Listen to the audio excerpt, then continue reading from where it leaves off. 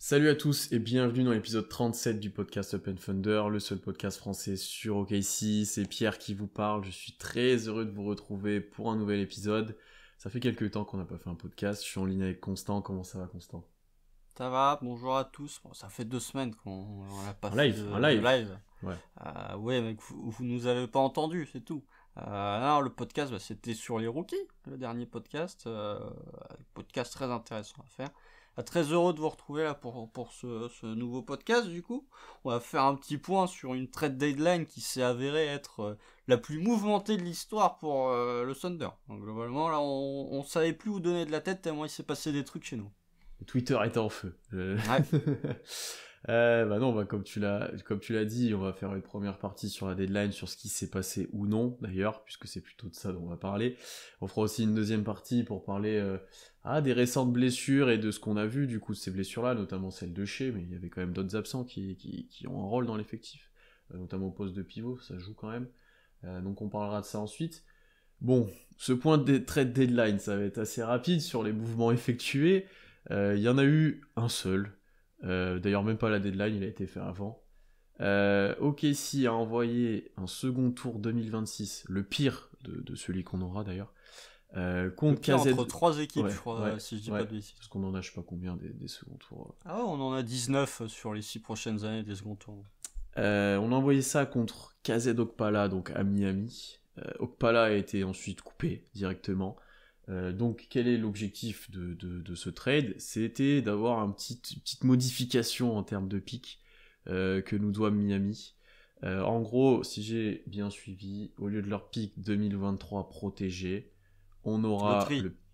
loterie. Protéger loterie. On aura celui de 2025 protégé loterie. Ça a été annoncé ça? Je sais même pas, mais ça doit être ça, j'imagine. Ouais, se protéger loterie. Ou Ou le 2026 ou le 6 non sans protégé. protection. Voilà, donc on a essayé d'améliorer le pic qu'ils nous doivent en fait en le prenant dans un peu plus longtemps. Donc voilà, en gros, on a envoyé un second tour pour avoir un potentiel meilleur premier tour. Si ça, c'est pas Sam Presti-esque, Constant, je sais pas ce qui peut être plus Sam Presti-esque. Ouais, alors il y a plusieurs facteurs quand même. Déjà, le pic du hit, on l'a pas récupéré via le hit, on l'a récupéré au moment du trade de Paul George. C'est pour vous dire à quel point ça remonte. Il y a un truc que je ne sais pas et c'est dommage, c'est si le pic, enfin si le hit avait été à la loterie l'année prochaine, qu'est-ce que ça aurait donné? Est-ce que tu aurais eu un pic non protégé l'année d'après ou est-ce que tu aurais eu des seconds tours? Ça je ne sais pas.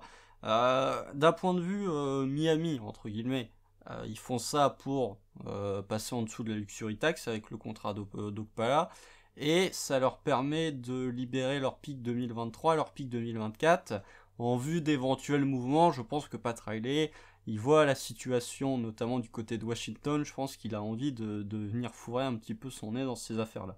Après, côté OKC, bah voilà, tu sais que le hit n'allait probablement pas être en loterie l'année prochaine.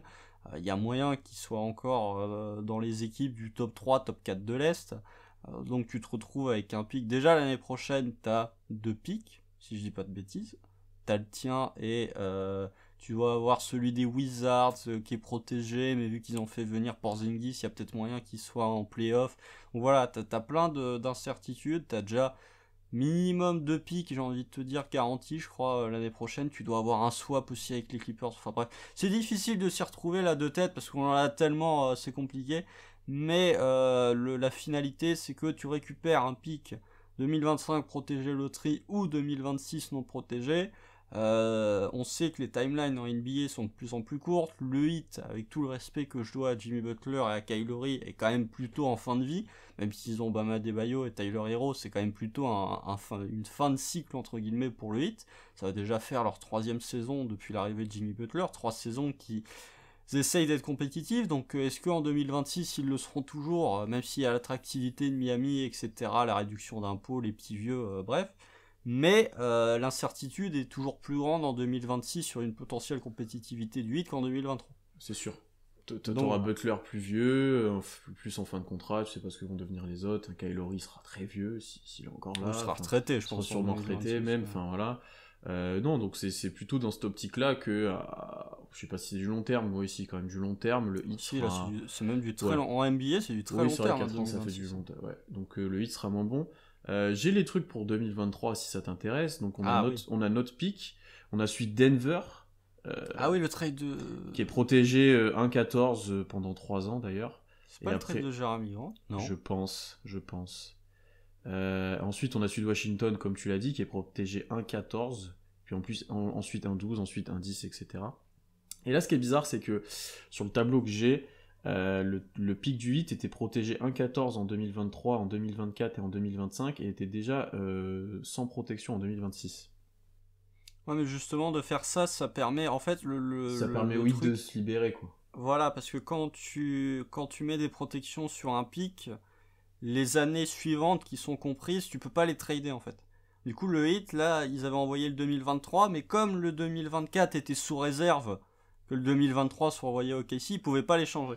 Que Ouais. là, du coup, ça libère leur 2023 et le 2024. Là, la question, c'est qu'est-ce que nous, on y gagne réellement, tu vois, je pense que les gens vont se poser.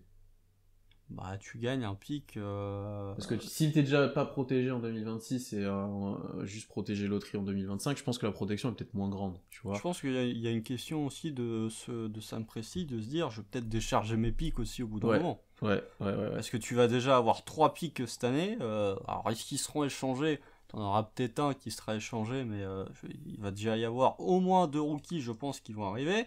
L'année prochaine, t'as encore 3 pics. Il y a un moment où il faut décharger. Donc, je pense qu'il remet à plus tard un problème qui va arriver très rapidement. Mais, tout en lui coûtant rien C'est ça. de Coûte pas rien le du faire. tout. Ouais, non, je pense qu'il y a des questions là, qui vont plus loin que juste quelle année de pic. Enfin voilà, il y a, comme tu l'as dit, ça peut aussi décharger de choses, etc. Donc non, c'était intéressant d'en parler et de voir ce qu'on allait faire de ça.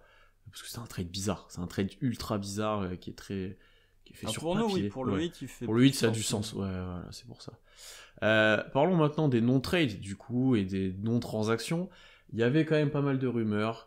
Il y avait ces rumeurs pour absorber des gros contrats, pour citer que Ingles, Harris notamment. On attendait peut-être un trade de Kenrich Williams, de Mike Muscala, voire d'Eric Favors, il n'y a rien eu.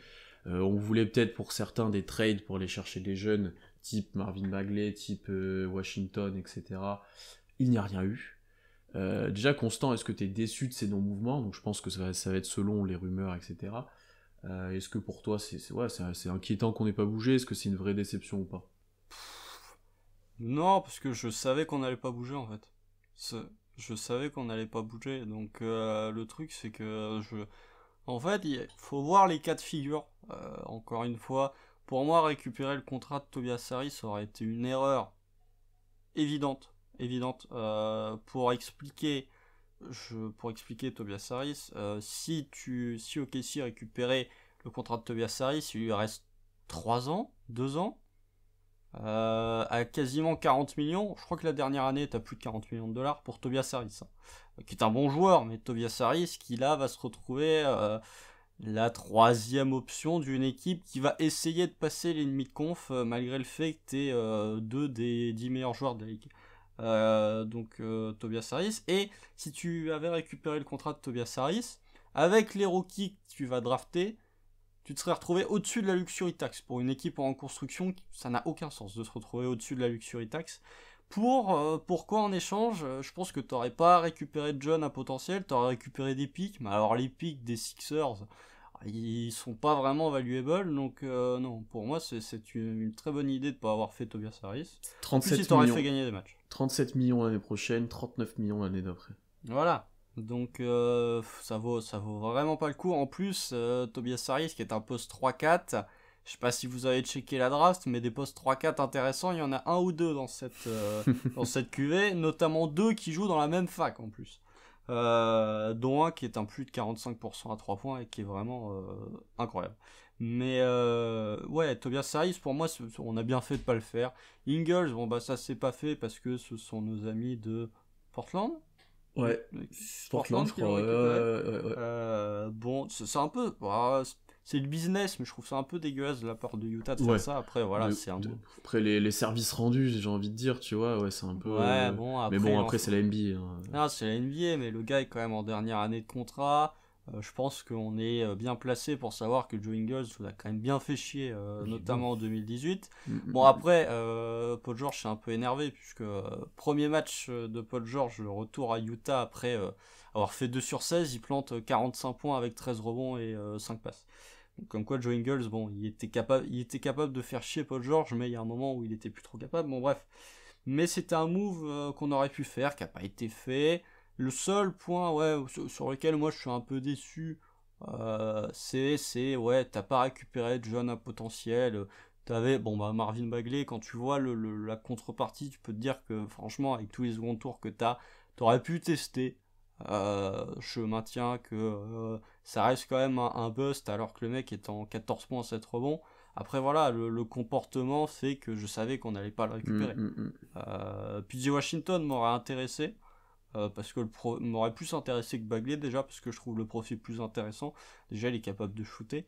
Après lui il a des pensions alimentaires qui sont assez élevées, donc en termes d'argent, lui il a eu 2-3 petits problèmes effectivement. Lui aussi, mais ouais, on va pas dire que c'est des problèmes de comportement, parce qu'il s'est un peu fait entourlouper, mais voilà, ça montre que l'extra sportif est pas non plus, le mec est pas focus que sur le basket, parce qu'il a des problèmes extra sportifs. Donc ouais, c'est les deux jeunes un peu disponibles sur lesquels moi j'aurais pris le pari, parce que je pense que ça aurait pas coûté très cher. Après, au niveau des départs, j'étais quasi sûr qu'on n'allait pas bouger. Même malgré les rumeurs, j'étais quasi sûr qu'on n'allait pas bouger. Donc non, déçu non, parce que je savais qu'on n'allait rien faire, et que Sam Presti globalement est toujours très très calme à la deadline. C'est souvent au moment de la draft où il s'excite un peu. Je pense que ça sera encore le cas à l'intersaison prochaine. Mais déçu non, parce que je savais que ça allait pas bouger. Bon, t'as dit pas mal de choses où je te rejoins déjà. Je pense que j'en attendais déjà encore moins que toi. Je pensais vraiment que ça allait très peu bouger. Le fait d'absorber des gros contrats, Harris, là aussi, moi je suis complètement d'accord avec toi, c'était une énorme erreur de faire ça. Je pense que d'ailleurs tous les insiders du Thunder l'ont rabâché malgré les rumeurs que ça avait aucun sens pour OKC presque de faire ça, en termes de salaire et en termes de durée de salaire, notamment pour Harris. Ça aurait été que cette saison, ça aurait pas été la même, peut-être, tu vois. Oui, Mais, ou même l'année prochaine. Ouais. Et encore. Mais encore. si t'avais récupéré Tyrese Maxey ou Matisse Thybulle avec, j'aurais pas dit non. Mais là, je pense que tu n'aurais eu que des pics. Donc, Ouais. Ingles, effectivement, ça aurait pu être un petit coup à faire. On n'a pas pu le faire ou autre, mais on a déjà fait des coups comme ça et on aura l'occasion d'en refaire peut-être, à voir. Puis on a déjà piqué un first à Utah, si je dis pas de bêtises, avec Derek Favors. Ouais, si je me trompe pas aussi. Ouais, ou ça à second tour. Ou un des deux. Ouais, ou un haut second. Ouais, je sais plus. On en a trop. Il y en a trop. Ah, ça devient dur de faire le point à chaque fois. Le tri là, parce que bon. Les trades non faits de joueurs actuels à Kenrich, où le prix fixé apparemment était haut, etc., et qui veut rester au KC, je pense que tout le monde est content qu'ils soient encore là. C'est un premier tour. Ouais, tout le monde est content que Kenrich soit encore là. Muscala avec sa blessure, les problèmes de cheville, etc., ça paraissait très compliqué de le trader. Et Favors, il a pas assez montré, honnêtement, cette saison. Il a fait un super match, il a fait un bon match juste après. Il a été bon, il est en 16-9. Ouais, il a fait un bon match. Il défend pas trop mal Embiid. Hein.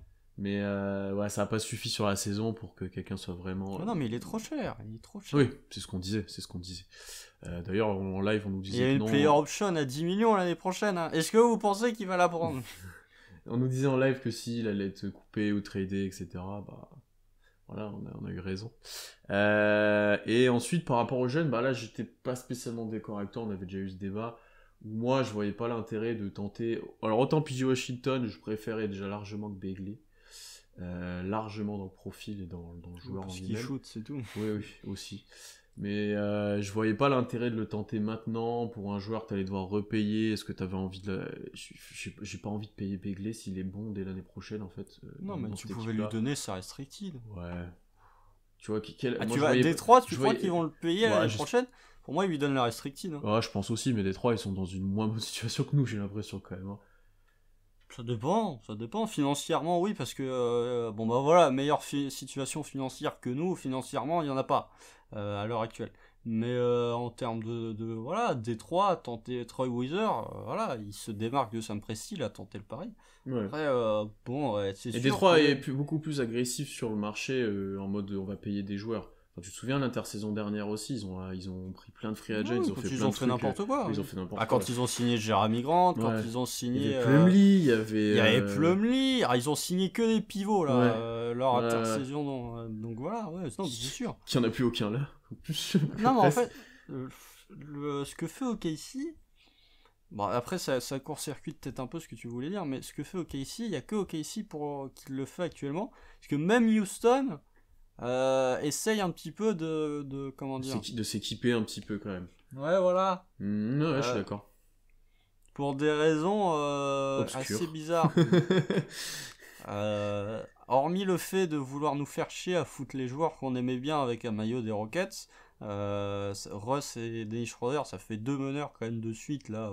Bon, c'est bon, allez chercher vos meneurs chez d'autres gens que chez OKC, quoi.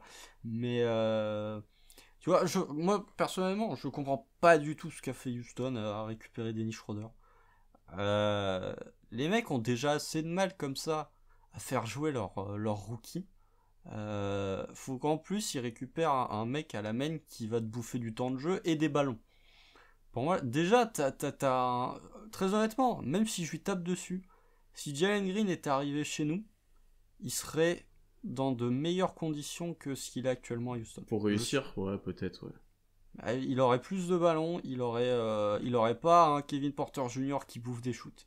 Il aurait pas un Eric Gordon qui bouffe des shoots. Il aurait pas un Christian Wood. Très honnêtement, si Jalen Green était arrivé chez nous, il serait dans la course au rue. Je suis quasi convaincu. Là, à Houston, ça marche pas parce que lui, déjà, n'a pas de ballon. Et tu viens rajouter, et sans même parler de Josh Christopher et d'Alperen Sengun qui squattent le banc. Alors que pourtant, ils ont du potentiel. Même Garuba joue même pas. Là, il va peut-être jouer avec le trade de Tice. Mais il rajoute un Dennis Schroeder alors que t'as Kevin Porter Jr. qui marche plutôt bien la main. Donc tout ça pour dire que OKC est dans une optique de non, nous on rajoute pas de vétérans et on donne du temps de jeu à nos jeunes. Ce qui finalement, bah ouais, et peut-être il y a Orlando qui fait ça. C'est ça, ouais, qui a pas bougé. Non, moi c'est pour ça qu'aussi je voulais pas forcément aller chercher ce type de joueur. Je préfère être patient, parier sur ce que t'as maintenant. Enfin, quand je vois un Beasley évoluer maintenant, j'ai pas envie de lui mettre un Begley dans les pattes, tu vois, par exemple. Oh, franchement, les deux sont complémentaires. Hein. T'en as un qui attaque n'importe comment et l'autre qui défend n'importe comment.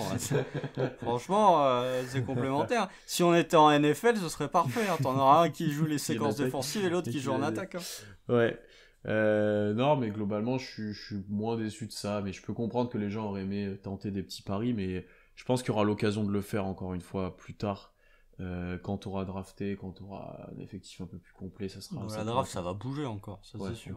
Donc, avant de parler des signatures de cette semaine, parce qu'il y en a eu d'autres, il y a 2 petits points. Tu l'as un peu mentionné, c'est qu'OKC dans une situation salariale exceptionnelle, puisque c'est le meilleur de l'histoire. Le meilleur de l'histoire, parce qu'on est genre, je sais plus combien de millions en dessous du salary floor. 19 millions en dessous du salary floor.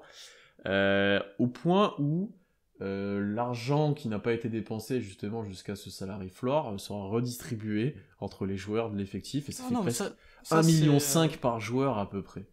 Ça c'est une règle. Non, on est 40 millions en dessous du salary floor. Ah non, parce qu'ils ont pas mis le contrat de Kemba Walker là sur Basketball Reference. Non, et en vrai, de ce qui est ressorti, ça fait en gros tu donnes 1,5 million à chacun de tes joueurs. Ouais, non, mais même en comptant le contrat de Kemba Walker, il manque. Ouais, bah je crois que c'est 19 millions du coup qui manque. Ton joueur le plus payé de l'effectif, en dehors de Kemba, c'est Derek Favors. Et je me rends compte qu'on donne encore 1 million à Kai Singler et qu'on lui donne encore 1 million l'année prochaine. Bref, les aléas du salary cap. Non, bah après, ils vont avoir une belle augmentation les joueurs. Hein. Là, je pense que, bon... Déjà l'année dernière, on leur avait un peu privé de l'augmentation en donnant de l'argent à Deck. Ouais, de ouf, c'était exactement ça. Là, cette année, je suis même pas sûr qu'on fasse ça, donc surtout avec la signature d'Aaron Wiggins. Donc là, ils vont avoir une belle augmentation. Alors, je sais pas comment ça marche. Est-ce que t'es payé proportionnellement à ce que tu touches ou est-ce que c'est le même salaire pour tout le monde ? De ce que j'ai compris, c'est vraiment tout le monde a sa part égale de... le communisme en NBA, on aura tout vu. Hein, genre, Lou Dort, ça va doubler son salaire. Enfin, c'est un truc de ouf, tu vois. Ouais, bah Vic Krejci, il va avoir 150% d'augmentation. Des vétérans, enfin voilà, pour beaucoup de joueurs, ça va être assez énorme comme bonus en fait. C'est vraiment... ça va faire une grosse bonus, grosse soirée à Oklahoma. Ça fait un 13e mois, c'est correct, hein, effectivement. effectivement. Donc c'était quand même à mentionner.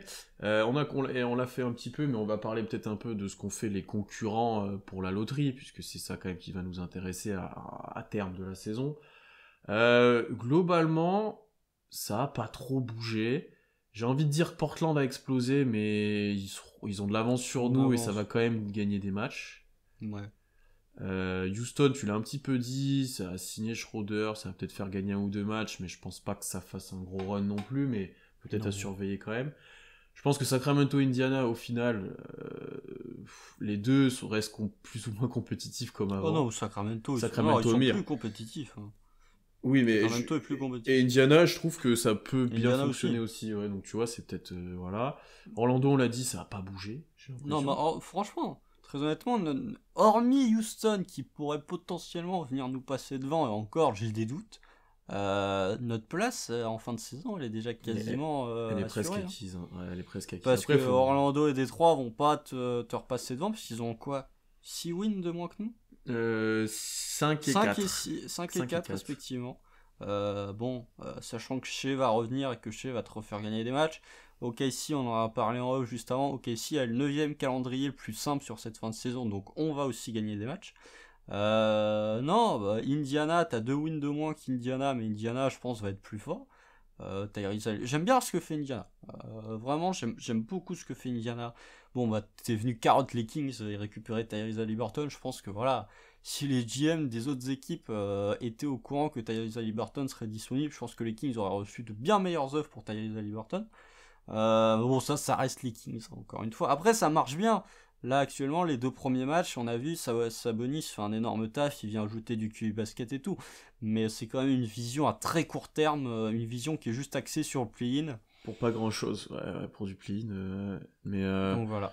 Non, globalement, ça a pas trop bougé, ça a pas tout explosé. Les Pélicans sont dans l'optique de se renforcer, mais ils seront devant. Non, je suis... À part si Indiana se met vraiment... À part si Indiana se met vraiment à perdre, mais j'y crois pas.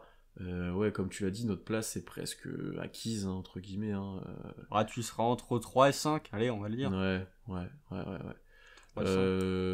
Donc là-dessus, c'était bien de faire un petit point quand même, parce que l'année dernière, ça avait beaucoup bougé. Dans mon souvenir, ça avait pas mal de mouvements, notamment nous. Donc, En fin de saison, t'avais, même d'un point de vue sportif, t'avais les Wolves qui s'étaient énervés et qui avaient passé une bonne partie de la saison pire bilan, et d'un coup, qui s'étaient mis à gagner plein de matchs. Non, regardez, même en termes de difficulté de calendrier, Indiana a le 2e calendrier le plus simple de toute la ligue sur cette fin de saison.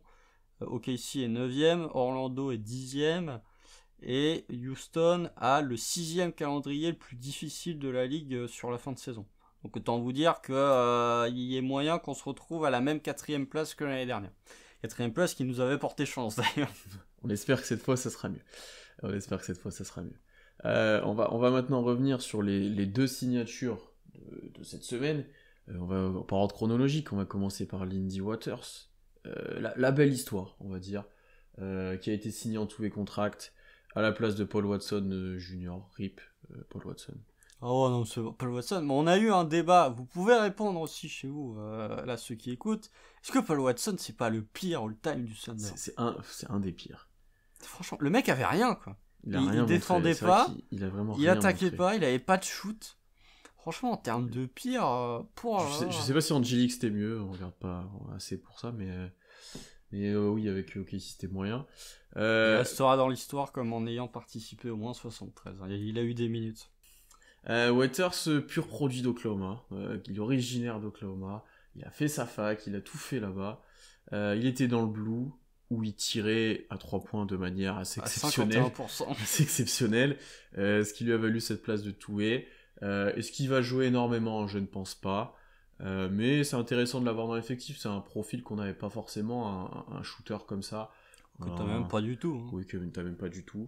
Un pur shooter, quoi. C'est juste, donc à voir comment on peut l'utiliser et s'il le sera, tout simplement. Ouais, je sais pas s'il le sera. Franchement, ouais. Quand tu vois que là, il joue pas déjà... Il sera peut-être en fin de saison. Le dernier match face aux Clippers, il nous mettra 35 points.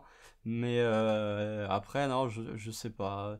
Moi, le profil m'intéresse parce que c'est un joueur que, franchement, on dirait, juste de faciès, on dirait un mix entre Alperen Şengün et Corey Kispert. Bon, 2 joueurs qui sont pas connus pour leur qualité défensive. Mais non, après 51% à 3 points, c'est incroyable ça. Même si c'est de la G-League. Il met dedans, Bon. le gars met dedans. Ah, il met dedans, mais le problème c'est que quand on le fait jouer, le mec prend pas un tir non plus. Donc, Après, il a joué bon. 2 fois 3 minutes en fin de quart-temps, même pas d'ailleurs. Après, c'est un 2. Ça peut être intéressant de l'avoir aux côtés des autres guards, entre guillemets, chez Guidi, etc. Un profil comme ça qui est pur shooter. Mais voilà, on part de. C'est un pari encore une fois et on sait pas s'il va vraiment être tenté. Par contre, un pari qui a été tenté et qui a bien marché, c'est Aaron Wiggins, qui a eu le droit à sa signature qui était attendue depuis un petit moment. Il fallait attendre la deadline et ça c'était presque sûr en fait qu'on allait garder ce roster spot jusqu'à la deadline. Il a eu un contrat à la Lou Dort. 4 ans, 6,4 millions. C'est le même. Hein. C'est le même. Contrat garanti l'année prochaine. Année 3 pas garantie et team option sur la dernière. C'est le même. Ce concours de traitement, oui. Aucun risque de la part d'OKC. Il est quand même valorisé parce qu'il a un contrat de long terme et c'est mérité de ce qu'on a vu. Il le mérite ce contrat-là. Ouais, alors après, on se calme sur Aaron Wiggins. Oui. Ça ne deviendra pas Lou Dort, hein. Spoiler alert, ça ne deviendra pas Lou Dort, Aaron Wiggins. Déjà défensivement, bon bah je vous laisse checker le match de cette nuit face à DeRozan. Le mec a passé sa vie sur Mars en fait, tellement il a mordu aux feintes de DeRozan. Ça arrive à des gens très bien de mordre à des feintes de DeRozan. Hein. D'ailleurs, moi je suis toujours surpris de voir qu'en 2022, il y a encore des gars qui mordent aux feintes de DeRozan. Ça me rend fou. Comme il y a encore des gens qui mordent aux feintes de Kevin Love aussi. Mais encore pire, je pense. Ouais, mais bon, bref. Non, Aaron Wiggins, bon, après, voilà, c'est un profil intéressant. J'ai quand même du mal à le voir s'inscrire dans le futur du Thunder, notamment avec la draft et vu le type de profil qui risque d'arriver. Alors, il aurait peut-être potentiellement un peu plus de chances d'avoir des minutes si on draft à 5, tu vois, si on draft un Chet Holmgren, un Duren, etc. Par contre, si tu draftes un Banchero, un Griffin, j'ai vraiment du mal à le voir se retrouver avec du temps de jeu l'année prochaine. Mais au moins, bon, bah tu l'assures, bon, tu récompenses quand même, parce il est loin d'être mauvais sur les matchs qu'il a montrés. Il en a starté une quinzaine de matchs, je crois. Je sais plus, il est pas loin d'avoir starté sa petite dizaine de matchs, Aaron Wiggins. Donc oui, franchement, bon, il a starté 18 matchs, tu vois, c'est pour dire. Le mec a joué quasiment un tiers de la saison starter. Donc bon, oui, ça vient récompenser son... Et puis le contrat, franchement, pour ce qu'il coûte... Tu le prends, mais bon. C'est pas scandaleux de l'avoir sur le banc, ce joueur-là. Hein. Que ça soit ton 10e ou 11e, c'est ça dépend. Très bien. Ça dépend des équipes. Ouais, mais en vrai, en 10e ou 11e, un profil comme ça va honnêtement. Il sera pas négatif sur le terrain, normalement. Tu peux le mettre, ça serait sûrement défensivement, quand même. Il fera pas n'importe quoi en attaque, il peut mettre un ou deux tirs, il peut créer un petit peu. À voir après pourquoi il se développerait pas, mais je suis un peu de ton avis quand même que c'est pas une pièce du futur pour l'instant. Ça sera sûrement pas Lou Dort quand même. Mais c'est mérité et c'est intéressant de valoriser ce process aussi du two-way que tu signes ensuite quand il prouve, etc. Je trouve que c'est intéressant en termes de formation et de... Ouais, c'est très OKC, encore une fois. Il n'y a pas de secret non plus là-dessus, mais... Wow, c'est pas que OKC. Il n'y a pas qu'OKC qui fait ça, c'est quelque chose qui... généralise un peu. Hein. Ouais, c'est vrai. Mais ça me surprend pas qu'OKC le fasse aussi, régulièrement. Non, mais quand tu vois que la G-League, ça devient l'antichambre de la NBA, encore plus que ce que ça n'est... Avant, c'était plus une ligue mineure que l'antichambre de la NBA. Et là, notamment cette saison, avec tous les cas de Covid qu'il y a eu, les joueurs de G-League sont beaucoup plus impliqués. Là, vous regardez même le All-Star Weekend, il y a des joueurs de G-League qui vont être là aussi. D'ailleurs, pensez à Josh Giddey, hein. Le mec passe la saison avec des non-shooters.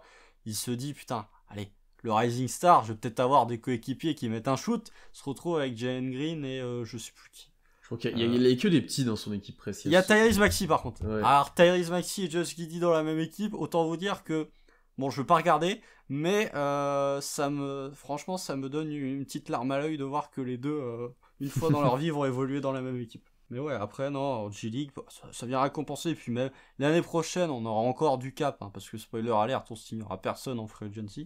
Donc l'année prochaine qui risque d'être encore une année de reconstruction d'ailleurs, hein. On l'a dit en off, on l'a dit nous deux en discutant, je crois qu'on l'a même dit en live il y a 2 semaines.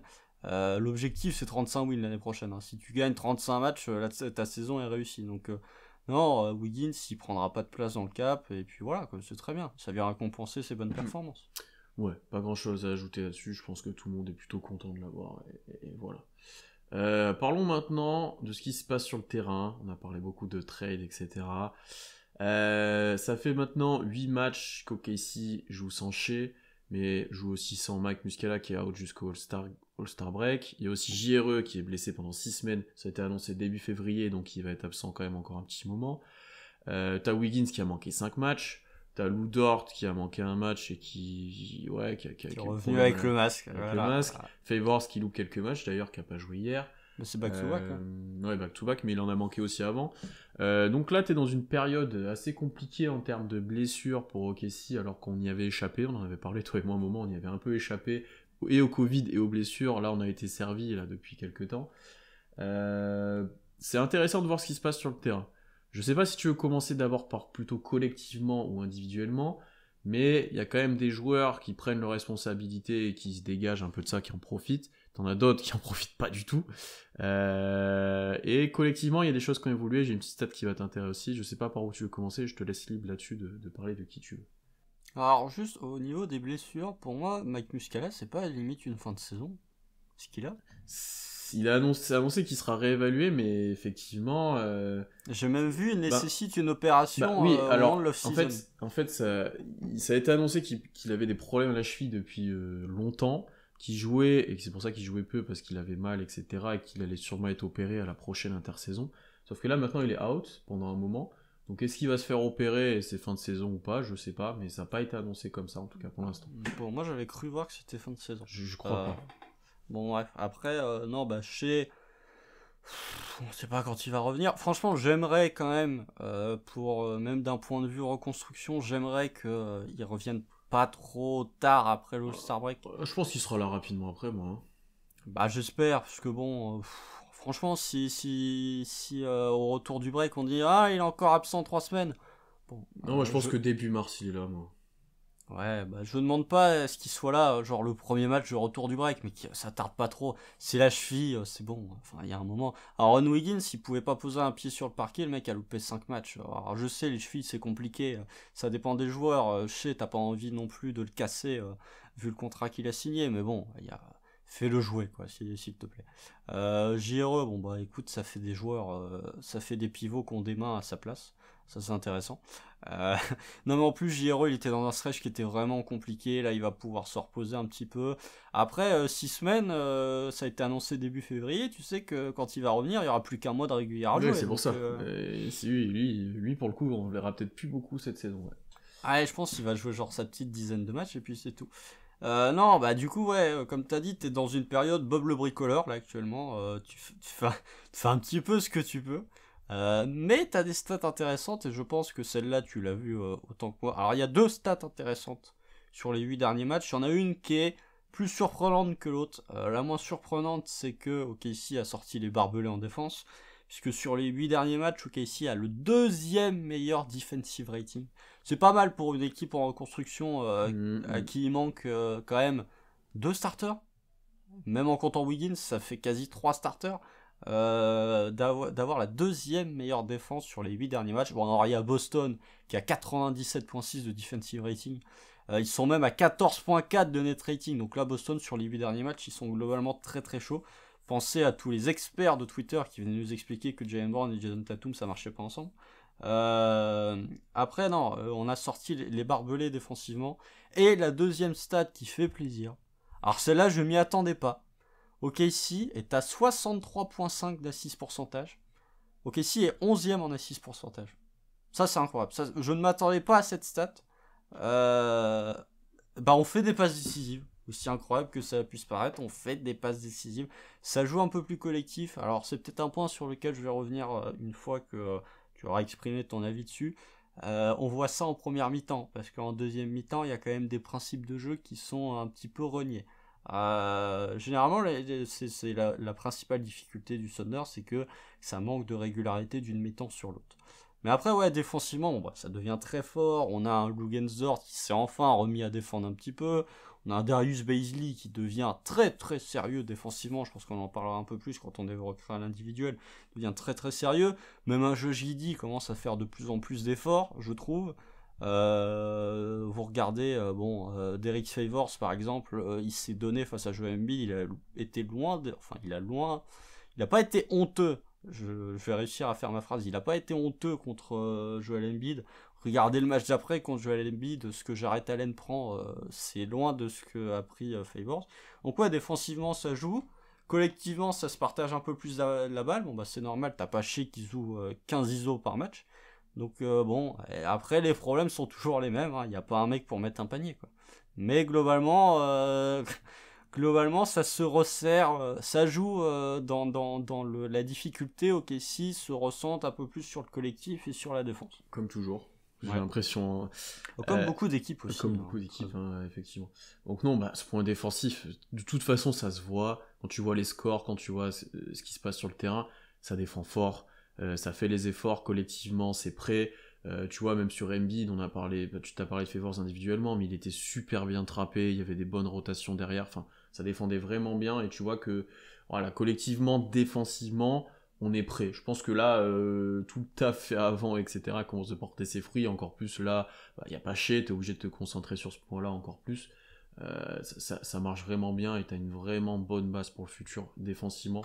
Ouais, quand tu vois que tout le monde, même tu as dit qu'il se met un peu au diapason des autres, qu'il fait un peu plus d'efforts et tout. Tu vois, c'est intéressant sur ce point-là. Après, collectivement, effectivement, sans Shea. Juste, je dis ça vite fait, excuse-moi parce que je viens de le voir. OKC a un meilleur defensive rating que les Clippers, par exemple. OKC est 9ème en defensive rating, on a quasiment le même defensive rating que les Sixers. Les Sixers contre Joel Embiid, contre Matisse Thybulle, alors que nous on a Lou Dort, globalement. C'est pour montrer à quel point, tu vois, des équipes comme les Sixers, par exemple, c'est plus de la défense individuelle, mais vous regardez les Clippers, on défend un petit peu comme défendent les Clippers, très honnêtement. C'est très collectif. T'as pas d'énormes défenseurs, mais ça défend collectivement. Donc voilà, c'est juste le point que je voulais souligner. OKC est la 9ème meilleure défense de la ligue pour une équipe en reconstruction. C'est une vraie belle base pour le futur. Ça. Ouais, parce qu'on parle beaucoup des problèmes offensifs, mais défensivement, on a une force qui est potentiellement assez énorme pour le futur et qui est déjà en place. Donc, je pense qu'on en a parlé une fois. Est-ce que c'est mieux de commencer par défendre que de commencer par attaquer ? C'est un débat. Mais en tout cas, nous, on défend déjà et c'est une très bonne chose. Et ensuite, sans Shea, et on le voyait déjà en vrai quand il était des fois sur le banc ou autre, la balle bouge un peu plus. On avait déjà dit dans le dernier live que collectivement et en termes de fond de jeu, on voyait quelques petites améliorations petit à petit, quelques ajouts, quelques mouvements off-ball, etc. Je trouve que ça a encore augmenté, tu vois, t'as des situations avec des écrans non porteurs, t'as des cuts, t'as encore plus de mouvements maintenant que Shea n'est plus là, parce que t'as plus son nombre d'ISO énorme qu'on lui donnait. Tu regardes la première mi-temps contre Chicago, là. Ça joue bien, hein. Ça joue bien. Ça joue. Et pour confirmer... Le problème, c'est qu'en deuxième mi-temps... quand ça devient plus dur, ça devient... T'as plus le talent pour faire les différences comme tu le fais avant, quand ça défend plus fort, etc. T'as pas ce joueur qui peut tout te créer. Mais quand même, là, il y a une stat qui m'avait marqué aussi, qui va avec ton taux d'assist, c'est que avant la blessure de Shea, sur les 8 derniers matchs, on fait 328 passes par match. Avant la blessure de Shea, on était à 296. C'est quand même 30 de plus. On est premier de la ligue en termes de nombre de passes faites sur les 8 derniers matchs. On est à OKC. T'as pas de gros ball handler, donc ouais. C'est normal. Hein. Ouais, mais on est à OKC. Ça, c'est quelque chose qui historiquement n'est jamais arrivé, concrètement. Sauf quand il y avait Chris Paul. Non, parce que tu faisais des passes d'ess, mais pas des passes globales. Ah non, c'était l'inverse. C'est même l'inverse. On faisait, en termes d'assist pourcentage, on était dégueulasse, mais on faisait plus de passes. J'avais pas ce souvenir-là, moi. J'ai l'impression qu'on était toujours très bas dans les passes. Enfin, surtout les années Russ, ça c'est sûr. Ah non, mais on en faisait plus. Mais mais... c'est sûr qu'on en faisait plus. Mais en même temps, plus que rien. Bon, c'est pas compliqué. Mais c'est la seule saison là sur les dernières où OKC, je crois, était pas genre dernière en termes de passes, celle avec Chris Paul. Mais globalement, là, t'as une vraie différence. En fait, le ballon tourne, t'as des extra passes, t'as plus de drive and kick, t'as plus tout le monde qui est concerné. On va en parler ensuite, t'as des joueurs qui ont plus le ballon avec plus ou moins de réussite, mais t'as beaucoup plus de joueurs qui touchent le ballon, t'as moins de jeux statiques, effectivement, plus d'off-ball comme je l'ai dit, donc non, là, le visage montré, effectivement, mais pas un tir, donc ça aide pas, mais le visage montré, les tirs créés, les possessions jouées, c'est intéressant, et comme tu l'as dit, il y a des passages, notamment la première mi-temps contre Chicago, si on peut citer celle-ci, qui c'est vraiment intéressant ce qu'on voit, ça joue bien. Après, la problématique, et ça c'est même globalement sur l'année, t'as des passages à vide qui font mal déjà en termes de score souvent, mais des fois, tu vois, en On 2 panique minutes, aussi. on panique, en 2 minutes tu prends un -10 alors que t'étais bien et d'un coup le match est compliqué. Et quand offensivement tu commences à être mieux défendu, que t'as un Ludort qui arrive plus trop à faire de différence, que t'as Guidi qui a un peu de mal, ça s'arrête vite en fait, t'as vite plus rien qui se passe quoi, et t'as plus personne qui peut faire une différence. Et ça, on n'est pas si dur que ça à défendre en fait, parce que t'as pas tant de menaces offensives que ça. Donc quand les mecs se mettent un peu en rythme, l'exemple de Chicago hier, qui pendant une mi-temps joue à 2 à l'heure, et qui accélère un petit peu quand même ensuite, quand les mecs se mettent à nous défendre, bah, c'est un peu plus compliqué. Et surtout quand tes mecs sont pas en réussite, qui est globalement le cas régulièrement. Mais t'as des passages à vide qui font mal. Et ça, c'est encore plus accentué pour moi quand t'as pas Shea, quand t'as pas les autres joueurs, tu vois. Là, ça se voit. T'as pas un mec sur qui te reposer. Oui, mais pourquoi Chicago se met à défendre? Parce que pendant 2 minutes, on fait n'importe Ouais, quoi. on fait n'importe quoi. Fin de la première mi-temps, là, ouais. On fait... Bah, c'est pas compliqué. Le back-to-back, c'est le même scénario. Première mi-temps, on est dedans. Même face à Chicago, on est même plus que dedans, puisqu'on mène de 14. Et les 2 dernières minutes de la mi-temps, on saccage tout. C'est le même match contre Philly et contre Chicago. C'est le même match. C'est la même première mi-temps. T'es dedans, tu défends fort. Et il y a un moment où tu paniques. Et tu fais n'importe quoi. Et là, c'est littéralement de la panique. Sans exagérer, on ne sait absolument plus quoi faire offensivement. Ça devient n'importe quoi, ça perd des balles. D'ailleurs, petit point stat, OKC est avant-dernière. Non, OKC est 26e du coup 4e pire équipe en termes de turnover pourcentage depuis la blessure de Shea. On perd beaucoup de ballons. Ça, on perd beaucoup de ballons. Josh Giddey n'est pas étranger, même s'il est très très bon. Il y a un moment où Josh, il faut quand même t'impliquer un peu plus sur les passes. De temps en temps, il faut arrêter de vouloir faire le show et faire une petite passe avec un rebond. Je pense que ça aiderait. Donc voilà, et c'est généralement à ces moments-là où tu perds la balle, où tu as des trucs assez bizarres. Donc ouais, c'est le problème de ces passages à vide, comme tu dis, c'est que bon bah quand tu as une attaque qui est aussi médiocre, parce qu'il faut le dire, l'attaque est médiocre. Là encore, bon bah voilà, je t'ai tweeté hier, mais OKC a le pire pourcentage de réussite à 3 points depuis 8 ans. 8 ans, c'est pour vous dire à quel point 8 ans, c'est une éternité. Donc oui, il y a un moment où il va falloir régler ce problème. Mais quand tu as une attaque qui tourne autant à vide, ta défense, elle a beau tenir, il y a un moment où tu vas finir par les prendre, les points. Donc c'est des minutes qui sont compliquées. Et ouais, donc effectivement, comme tu l'as dit, il y a beaucoup de choses très intéressantes collectivement. La première mi-temps, vraiment, contre Chicago, elle est exceptionnelle. Pour nous, hein, attention, à notre niveau, elle est exceptionnelle. Il y a beaucoup de joueurs qui se projettent vers le cercle, il y a beaucoup de décalage, il y a beaucoup de tirs ouverts, il y a beaucoup de mouvements. C'était vraiment très intéressant.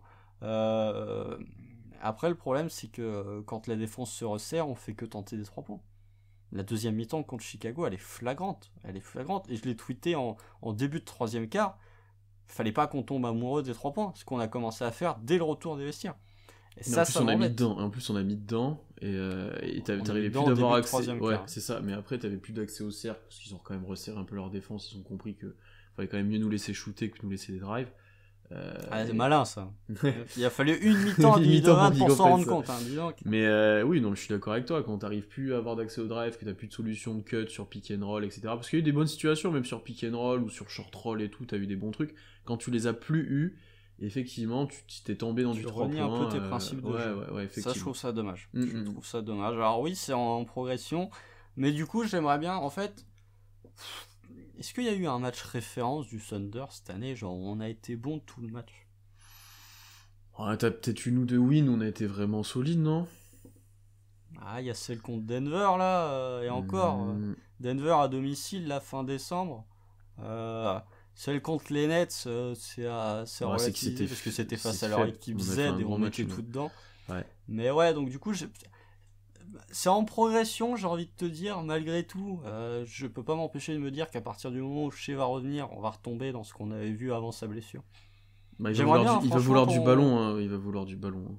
Ouais, mais tu peux avoir du ballon en ayant des situations d'écran, etc. Enfin, voilà. Mais j'aimerais bien avoir un petit peu... ne pas renier ses principes de jeu à partir du moment où l'attaque, ça devient un peu plus difficile, quoi. Je suis d'accord avec toi. Je pense que c'est quelque chose que tout le monde a envie de voir, d'ailleurs. Un peu plus de collectif, un peu plus de tout le monde qui joue. Moi, j'avais quand même envie de parler d'un trio qui se dégage quand même de l'absence de Shea, qui prend ses responsabilités. Bon, sans surprise, hein, c'est le trio Dort, Giddey, Beasley. Là, on voit des choses de ces trois-là. Mini surprise. Le troisième. Le troisième, mini surprise, mais en termes de profil, de temps de jeu et tu vois, tu savais qu'il allait avoir du ballon, tu vois. Autant commencer par Beasley, alors, si on en parle, parce que c'est la satisfaction du moment, honnêtement. Son petit passage sur le banc, parce que maintenant il est de retour dans le 5, lui a vraiment servi. Il a trouvé une meuf, c'est tout. Non mais on déconne, non mais alors je dis ça sur le coup de la blague, mais le mental pour un sportif ça fait tout. Oui, non mais c'est sûr. Mais tu vois qu'il a repris confiance, tu vois que son passage sur le banc lui a fait du bien, il est retourné dans le 5, il continue d'être bon. Je pense qu'il est en train de trouver son rôle, ou en tout cas on trouve comment l'utiliser, et lui il trouve comment se mettre en valeur, et comment avoir ses tirs, comment défendre, etc. Bon déjà, comme l'année dernière, fallait attendre la deuxième partie de saison pour qu'il soit intéressant, ça c'est un peu problématique pour le futur, mais bon, voilà. Défensivement, franchement, il y a des séquences, il est monstrueux. Il y a des séquences... Il y a un moment où il bloque des Rosanne en ISO, là. Ouais, enfin, il y a des séquences, si on en parlait avant off, t'as l'impression qu'il peut défendre presque du meneur au pivot, sans problème, en switchant, il est pas perdu, il va te protéger le cercle, il va sortir à 9 mètres contré, et partir en contre-attaque en sprint, enfin il est vraiment impressionnant, il ferait vraiment un gros chantier. Ça marche sans qu'on joue avec un vrai pivot parce qu'il est sur le terrain, honnêtement. Au rebond, il est actif. Au rebond, il est actif, tu vois, tu peux te permettre de le mettre lui en défense en tant que pivot et mettre Kenrich en attaque qui pose les écrans, etc. Ce qui est vraiment intéressant d'ailleurs.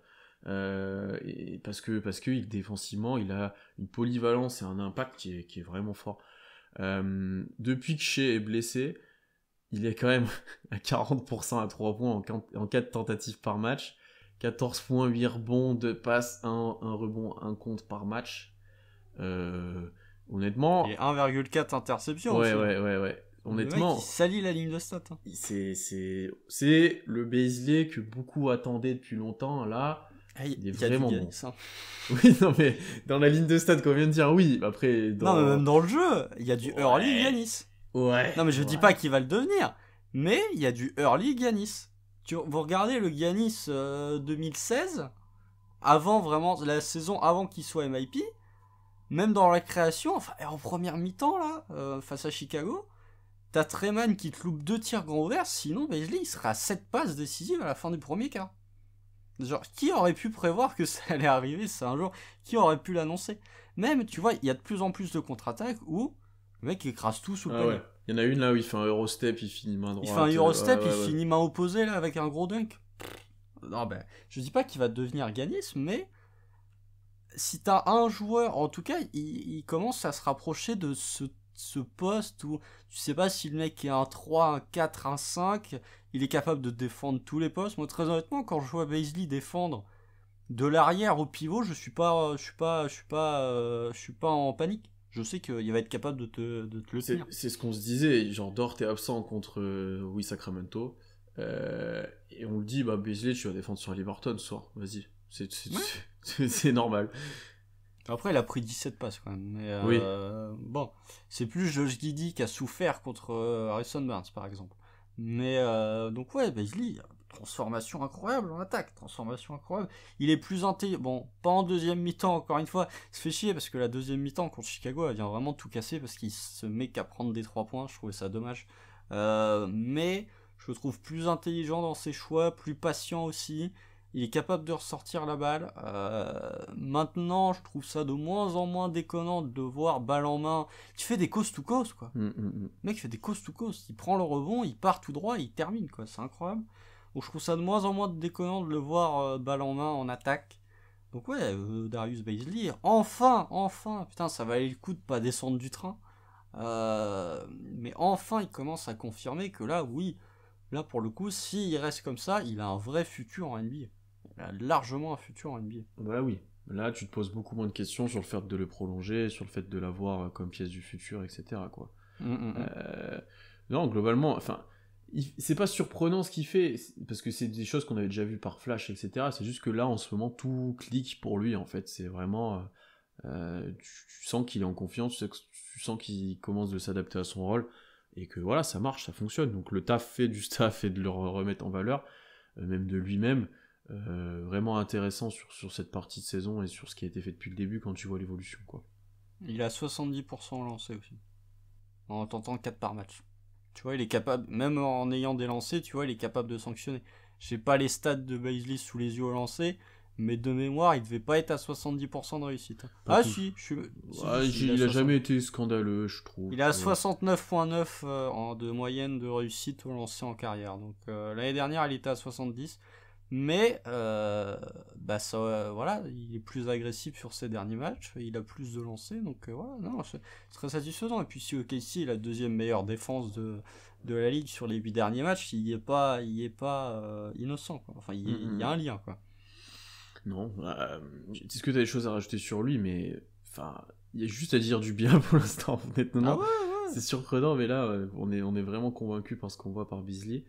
Par rapport à Josh Giddey, je sais pas trop quoi en penser, parce que il a quand même plus de ballons, il a un rôle quand même un peu plus grand en attaque, enfin le fait qu'il est pas chez, il a un rôle plus grand, mais je trouve qu'il force pas son jeu, je trouve qu'il reste dans ce qu'il fait depuis le début de saison, il a pas pris de mur du rookie wall pour l'instant.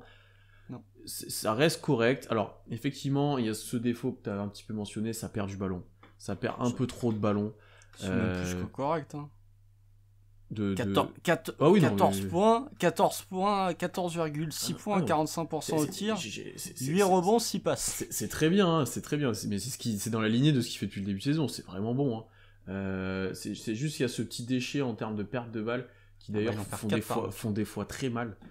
C'est du dribble, c'est des passes pas assurées, c'est des trucs un peu bêtes parfois où il peut encore progresser et qui a été un petit peu accentué, je pense, sur les derniers matchs pour le coup. Mais tu vois, je suis convaincu de son progrès même déjà au cercle. Le toucher commence de venir de plus en plus là près du cercle pour finir. Comment se protéger avec son corps sans être forcément très athlétique et de se servir de sa taille, c'est de mieux en mieux. Le tir, bon, c'est un peu... le tir, là, ces derniers temps, c'est compliqué. Hein. Il a 22%. C'est vraiment par série, quoi. Il y a des moments où il va les mettre, des moments où il va pas du tout les mettre. Voilà. Donc alors, de ce que j'ai vu, c'est quelqu'un de la commu qui l'a souligné, je sais plus qui c'est. Si tu écoutes, tu te reconnaîtras. Apparemment, cet été, il va travailler la mécanique de shoot. Oui, il peut. Pour essayer. Ouais, mais, franchement, son taf de l'intersaison, globalement, qu'est-ce qu'il a d'autre à faire? Améliorer un peu le handle, si c'est pas facile d'améliorer le handle quand t'as 19 ans, mais essayer de le perfectionner un petit peu et changer la mécanique de shoot. Mais alors après, il est à 22% à 3 points, ok. Par contre, il a 90% au lancer. Ouais, ça c'est en progression. Et il en a de plus en plus. Déjà, s'il met les lancers, ça sera toujours mieux qu'un autre Australien. Non, mais globalement, encore une fois, c'est intéressant ce qu'il montre. Son usage a un petit peu augmenté, mais pas de manière folle. Ça montre bien qu'il reste quand même dans son rôle. Et toi, je sais que tu vas vouloir parler de son temps de jeu et autres. Je le sais, je vais te laisser la parole. Tu veux qu'on en parle maintenant? De toute façon, on va parler de Giddey, donc autant parler de son temps de jeu. Ouais, mais en fait, c'est un coup de gueule qui s'étend plus qu'à Josh Giddey. C'est l'utilisation des joueurs en NBA depuis maintenant 5-6 ans. Josh Giddey, sur les 8 derniers matchs, il joue 32 minutes. Ça a été plus ou moins... Non, ça m'a même été carrément dit que Mark Delino voulait conserver Josh Giddey autour des 30 minutes. Et moi, en fait, je comprends pas. Enfin, il y a un moment, je sais que Josh Giddey a 19 ans, que les rookie wall, il y en a plein qui le prennent, que on fait attention, les blessures, etc., etc. Mais il y a un moment où faut arrêter. Josh Giddey, il faut le faire jouer 35 minutes. Il faut le faire jouer. C'est pas le mec en plus qui se repose le plus sur son physique. Tu vois, si c'était un rookie ultra athlétique, genre si t'avais eu Russell Westbrook en tant que rookie, bon, je veux bien comprendre que tu le limites à 30 minutes parce que le mec, c'est tellement une boule d'énergie que bon, faut qu'il se repose. Josh Giddey, c'est quand même un mec qui va rarement te faire des grands sprints. C'est un mec plutôt posé. Moi, franchement, l'utilisation des minutes en NBA est un truc que je ne comprends pas. Je ne comprends pas. Il y a que les Nets. Bon, bah tant pis, puisqu'ils sont tous cassés. Il y a que les Nets et un petit peu les Raptors aussi, qui se reposent sur leurs titulaires, alors qu'il y a 15 ans, les mecs jouaient tous 40 minutes, quoi. Et il y a 15 ans, ça jouait plus physique. Ils avaient pas les mêmes installations. Pareil. 15 ans, ça jouait plus physique, c'était beaucoup moins athlétique le jeu. C'était beaucoup moins de fric. Tu prenais quand même plus de coups, hein, je suis désolé. Ça jouait plus dur. Tu peux pas dire que ça jouait moins, dur. C'est pas du tout la même chose. C'est pas du tout. Tu peux pas comparer ça. Bah, toujours est-il qu'il y a 15 ans, il y avait moins de back-to-back. Enfin, non, il y a 15 ans, il y avait plus de back-to-back, justement. Ils n'avaient pas les mêmes installations, ils n'avaient pas le même coaching staff derrière, etc. Et les mecs jouaient, quoi.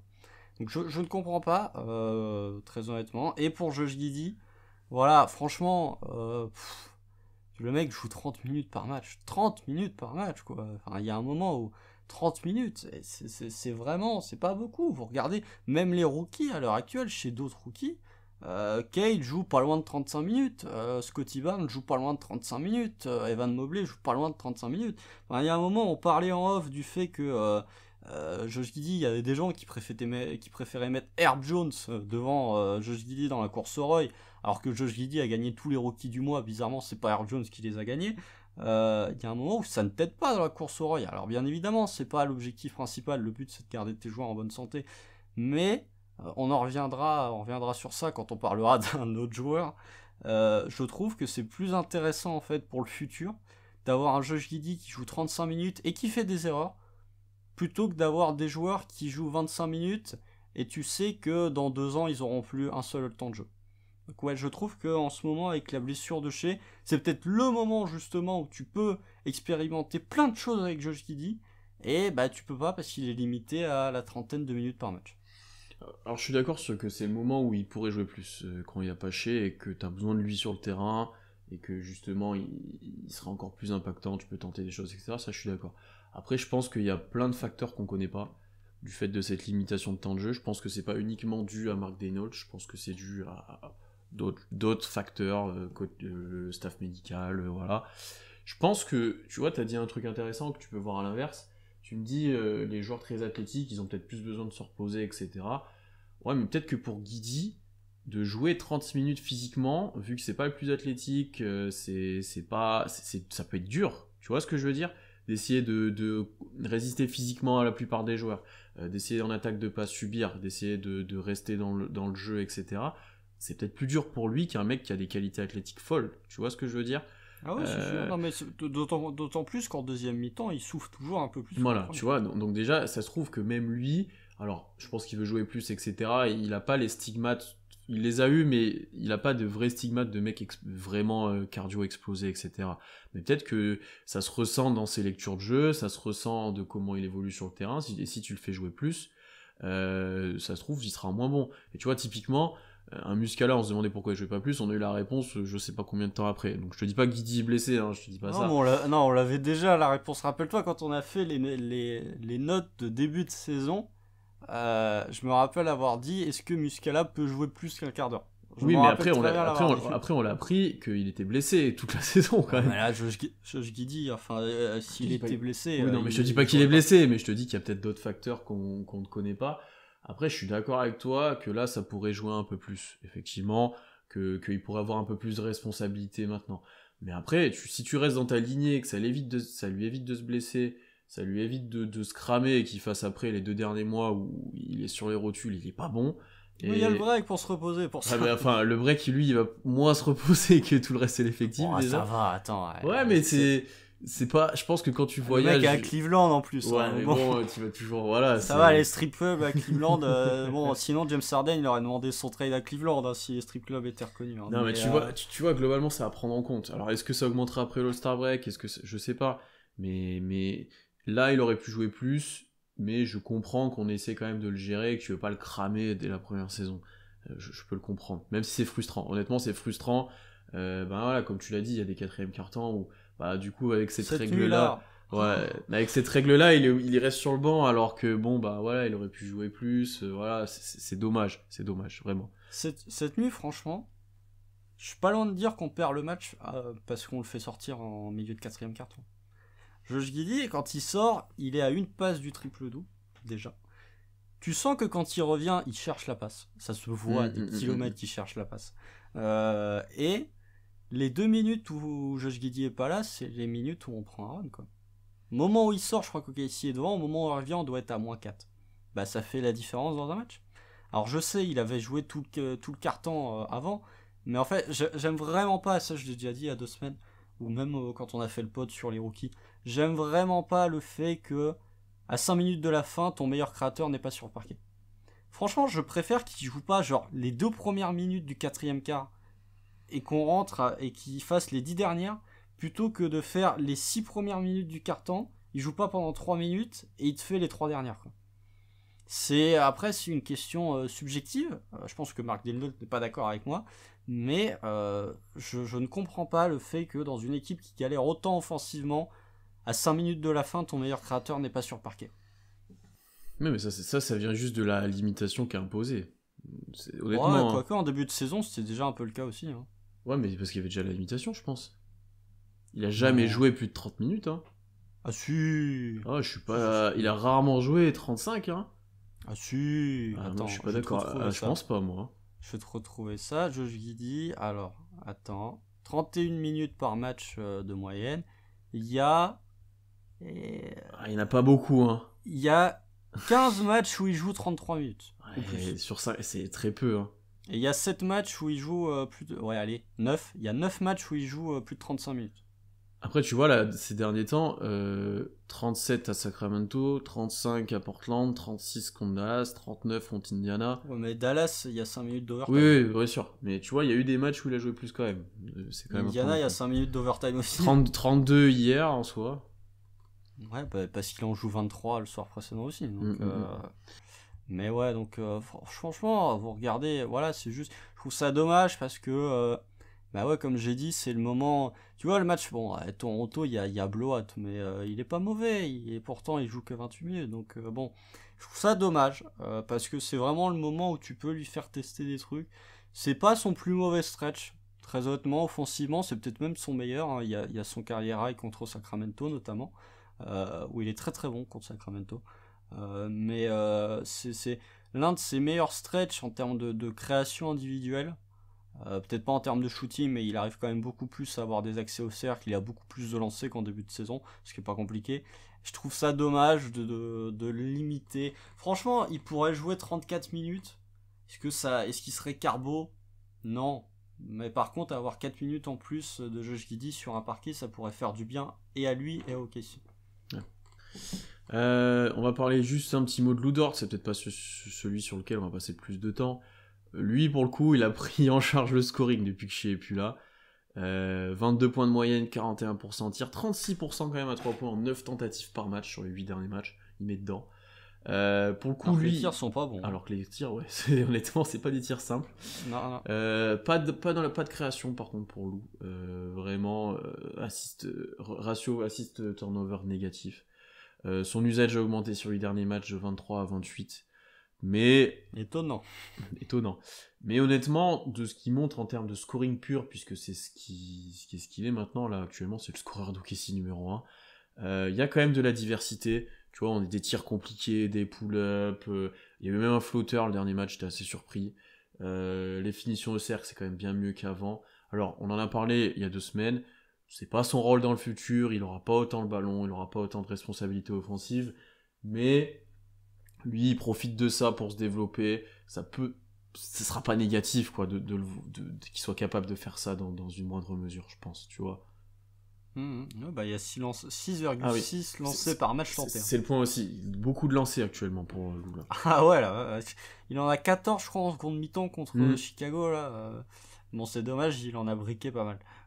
D'ailleurs, il a offert un hot dog à tout le United Center, puisqu'il en a manqué 2 de suite. Mais non, bah Lou Dort, oui. Bah, tu sens que c'est sur lui qu'on se repose quand l'attaque va pas bien, quoi. En fin de match, c'est globalement beaucoup de balles à Lou Dort. Bizarrement, c'est les séquences que j'aime le moins parce que c'est les séquences où tu vois le moins de mouvement quand Lou Dort a la balle. Tu sais que généralement, il va recevoir la balle à 45, il va avoir un écran, il va aller driver. T'as peu de situations où il fait une passe. Voilà, généralement, quand Lou Dort a la balle, t'as peu de chances de la revoir après. Ce qui est valable pour un autre joueur dont on va parler après. Même 2 autres joueurs, mais il y en a un qui est bon et il y en a un qui est très mauvais. Mais donc voilà, ouais, Lou Dort, bon bah écoute, 36% de réussite à 3 points, dans 2 semaines il sera à 25. On connaît, hein, c'est du Lou Dort classique, mais bon bah force est de constater qu'il prend un petit peu le lead au scoring en l'absence de Shai, un petit peu aussi le lead en termes de leadership. D'ailleurs, si Luguentzdorf pouvait rester avec le masque toute sa carrière, comme l'ont fait certains, franchement, le masque, il est pas mauvais, c'est hein. classe. Hein. Et c'est Il y a classe. plein de joueurs où c'est classe. Hein. Kyrie Irving avec un masque, c'était classe. LeBron avec un masque aussi. Ouais, Russ avec un masque, voilà. c'était très sérieux. Donc ouais, franchement, bon, non, mais en tout cas, c'est satisfaisant. Parce que Woodward, défensivement, il se remet un petit peu dedans aussi. C'est ça, il a pas complètement réabandonné la défense pour faire que du scoring sans Shai, là. Tu vois que lui aussi, il a bien participé au fait qu'on soit, t'as dit deuxième meilleure défense depuis 8 matchs. Ouais. Il a un bon rôle là-dedans, sans surprise. Ouais. Sans surprise. D'autres joueurs plus en difficulté maintenant, c'est tous les autres guards, tous ceux qui ont gagné du temps de jeu depuis que Shai n'est pas là. Parlons quand même de Treman qui start à la place de Shai. Il y a eu des matchs intéressants, il y a eu un match à 29 points, pas 30 justement. Il a manqué un lancer. Il a manqué un lancer. Il a plus de ballons, il est bien plus agressif qu'avant, tu vois qu'il a carte blanche sur les tirs, après il met pas dedans. C'est dur. Hein. Il met vraiment pas dedans, 32% à 3 points et 30% au tir là depuis 8 matchs. Pas de création pour les autres, ça je pense qu'on en a parlé toi et moi c'est un point où je suis pas satisfait de lui pour l'instant, c'est qu'il crée pas pour les autres. Mais je pense 3% à 3 points, c'est pas si mal. Hein. Ouais, mais c'est qu'il met les catch and shoot et qu'il était à haut pourcentage avant, mais ça baisse là depuis quelques temps, je pense. Après, il a toujours les 8 derniers matchs, il a ouais, 32%. mais il a toujours un coup de chaud aussi qui, tu sais, il en met 2 d'affilée, ça remonte. Ouais, mais tu vois, j'ai l'impression que, tu vois, là, Treman, on dit qu'il est mauvais, il est à 32% à 3 points. Si le lot de Treman c'est 32% à 3 points, ça me va. Hein. Après, 30% au tir, hein, globalement. Oui, mais c'est parce que la sélection de tir est pas idéale. La sélection de tir est pas idéale. Tu sens que lui, à partir du moment où il a eu 21 ans, je pense que c'est le lendemain du match face à Dallas, il a chopé 21 ans. Bon, je pense qu'il a fait une fête un petit peu épicée. Non, mais en tout cas, ouais. Et depuis le match contre Dallas, il est en vraie difficulté. Malgré tout, c'est le plus satisfaisant des guards. Je pense que lui, c'est juste un coup de moins bien et que ça va revenir. Après, oui, défensivement, il se donne toujours autant. Je maintiens. À la création, oui, il n'y a pas grand chose, mais encore une fois, je pense que le futur de Treman, c'est vraiment un arrière-scoreur. Encore une fois, c'est type Jordan Clarkson, type Terence Ross, ces scoreurs-là, quoi. Qui n'ont pas beaucoup de création en eux. Donc, mais en défendant, ce qui est quand même le principal défaut des deux joueurs que je viens de citer. Oui, un petit coup de moins bien, ça c'est sûr, je vais pas dire le contraire, il est mauvais, mais un petit peu d'indulgence parce que c'est son premier vrai coup de moins bien de la saison, quasiment, j'ai envie de te dire, et que globalement, si c'est le lot de Treman, ça me rend quand même assez confiant pour le futur. Si genre ça c'est son plancher, ouais. Ça va. Après, t'as toujours de la création de tir qui est élite sur les step back et tout. T'as quand même un joueur, je pense, qui a peur de rien. Tu vois, il y a un moment, il va se faire plancher par Embiid et il va y retourner derrière et il va réussir à marquer, tu vois. Même sur les drives et sur les crosses, il arrive à faire des différences. Ça, c'est même par flash, ça, c'est intéressant ce qu'on voit. Après, effectivement, faut qu'il mette dedans, quoi. Ça serait bien. Et là, actuellement, il le fait pas.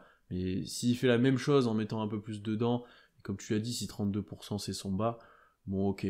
Mais il faudra qu'il shoote mieux, tu vois. Et je pense même, tu vois, c'est ce que je me suis noté, c'est que c'est important qu'il tire et qu'il soit sur le terrain, même s'il loupe, en termes de menace, tu vois. Parce que lui, les défenses... Même en termes de formateur aussi. Oui. Ouais, mais tu vois, lui, les défenses vont un peu plus le surveiller. Il est capable de faire des choses balle en main, etc. T'as besoin de lui, tu vois.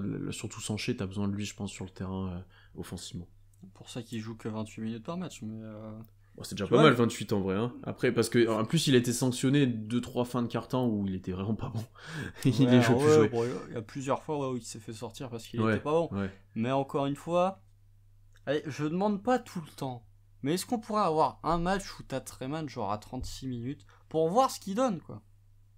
Franchement, je trouve ça... Bah après, il est pas bon, donc c'est difficile c'est difficile de laisser un joueur sur le terrain qui est vraiment pas bon, offensivement. Mais voir quand même, Treman, c'est quand même potentiellement ton scoreur en sortie de banc du futur, sur le poste de guard. Bon, bah j'aimerais bien le voir un petit peu plus. Tu vois, est-ce que Treman a des séquences avec le banc? Je sais pas souvenir. Bah, il en a eu au début de saison, là moins, du coup. Non, mais là actuellement, là, sur ces 8 matchs, moyen. Hein. Ah ouais? Genre, Treman, à chaque fois, tu vois, on parlait du fait qu'il créait pas. Treman, il est toujours associé avec un autre ball handler à côté de lui. Oui, Il y a- il y a- parce que pour moi, il a pas ce côté création. Tu vois? Ouais, mais du coup, est-ce qu'il peut vraiment, je parle pas de la création, mais est-ce qu'il peut vraiment s'exprimer en tant que scoreur quand t'as Ty Jerome ou Josh Giddey ou même Logan Zort qui sont souvent balle en main. C'est compliqué. C'est pour ça qu'il était bon catch and shoot et que c'est ça qui a été mentionné au début, c'est parce qu'il a eu ces situations-là. Après, je suis d'accord avec toi qu'il a pas eu énormément. Ça n'a pas été le ball handler numéro 1 beaucoup de fois. Mais Non. ce qui peut l'être, je ne sais pas non plus, mais on peut pas le savoir. Pour lui, je pense. Pour les autres, c'est Ouais. plus compliqué. Ouais. Après, t'as bien Lou Dort en ball handler primaire, et pour les autres, c'est aussi compliqué. Donc bon. Voilà, mais ouais, faut améliorer sa réussite près du cercle là, et je pense que dès que ce sera un retour à la normale, il redeviendra Ouais. très intéressant. Pas comme Malédon et Ty Jerome, les deux Oh là autres gardes là de l'effectif. Oh là là Honnêtement, hein, Malédon a eu un bon match. comme Derrière, d'hab. il a pu jouer. C'était très compliqué d'autres performances. Et alors, Ty Jerome, je pense que tous les deux, on était dans le train. Mais là, je pense que tous les deux, on a abandonné très fort. Et honnêtement, sa saison est pas bonne. Elle est catastrophique. Il met pas un tir. Alors, tu vas voir un match où il va faire 13-7. Et derrière, t'as plus rien qui se passe. Et en plus, c'est ce que je te disais, en fait. Le problème, c'est qu'il a confiance dans son tir. Il les prend à 9 mètres en première attention, etc. Mais il met rien. Donc ça devient juste des tirs scandaleux à prendre, en fait. Ouais, c'est ça le problème. Catastrophique les tirs. La sélection de tirs, elle est dégueulasse. Franchement, je l'ai tweeté, mais c'était rigolo l'année dernière parce qu'il les mettait et qu'on était à -20. Là, quand c'est des matchs qui jouent à 3 points d'écart, il y a un moment où il faut arrêter. Ty Jerome, c'est le mec en sortie de banc qui a le plus de minutes. C'est le mec en sortie de banc qui a le plus de minutes. Ça me bute. Alors il y en a un autre aussi qui a plus de minutes, c'est Kenrich. Quand même. Ouais, bon. Je vais pas mentir, c'est Kenrich. Et il y en a un qui a plus de minutes, mais en même temps il a joué que 4 matchs. Mais ouais, après non, mais Ty Jerome, c'est très compliqué. Moi, pourtant j'ai défendu Ty Jerome. Mais là, c'est même pas je suis descendu du train, c'est j'ai sauté du train alors qu'il roulait à 300 quoi. T'es passé dans le train des haters direct et t'as fait. Mais je suis pas dans le train des haters, mais il y a un moment où il faut dire oui, les choses comme elles sont. Le mec, tu peux plus le défendre en fait. Il est dégueulasse. Et en plus, tu vois, on parlait du fait que Treman n'avait pas beaucoup la balle. Ty Jerome monopolise la balle. Ty Jerome, mais c'est un croqueur, c'est incroyable. T'as une possession qui est hilarante à regarder, c'est celle contre les Raptors, où le mec. Alors ça, c'est 24 secondes. C'est plus la faute du 2 for 1, ça pour le coup. Le 2 for 1, une belle invention de merde. Mais le mec garde la balle pendant 24 secondes et il y a une shot clock violation derrière. Ça, c'est hilarant à regarder. Ça montre à quel point Ty Jerome, mais c'était un point déjà qu'on avait tous remarqué avant, c'est que le mec, dès qu'il rentre, tu revois plus la balle, quoi. Globalement, il est tout le temps avec la balle. Et comme en plus, monsieur n'est pas foutu de mettre un tir, c'est vraiment dégueulasse. Et comme il défend pas, en plus, parce que tu vois, Treman met pas dedans, mais défend, Ty Jerome, il met pas dedans et il défend pas en plus. Donc il y a un moment où... franchement, je préférerais voir plus de... Quitte à donner du temps de jeu à un mec mauvais, donne-en à Treman. Bon, puis là, honnêtement, Malédon, il sera pas pire si tu le mets sur le terrain.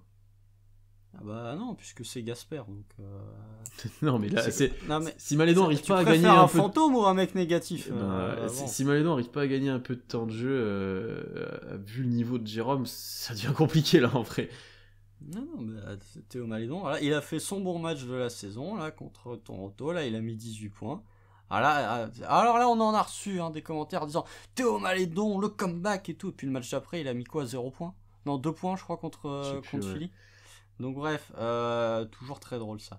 Mais non, là, les deux, c'est bon. Puis de toute façon, on sait. Très honnêtement, je pense que les deux, il y a moyen que les deux, quand la draft 2022 est passée, il y a moyen que les deux soient plus OK ici. Bah, Jérôme, oui, je pense. Même Malédon, ça dépend, je sais plus le contrat, mais oui, peut-être. Alors qu'il y en a un qui est vraiment revenu fort pour le coup, et alors là, vous savez que ça fait plaisir. C'est Poku. Ils se sont tous réveillés d'un coup. C'est Poku qui fait, pour le coup, qui a fait 3-4 matchs là vraiment intéressants d'affilée, où des deux côtés du terrain il apporte, où il met dedans. C'est quand même un gros point pour Poku. Et où tu vois même les progrès ont été soulignés en conf de presse par les coachs, les autres joueurs, etc. Il fait des meilleurs choix sur le terrain, beaucoup moins de conneries.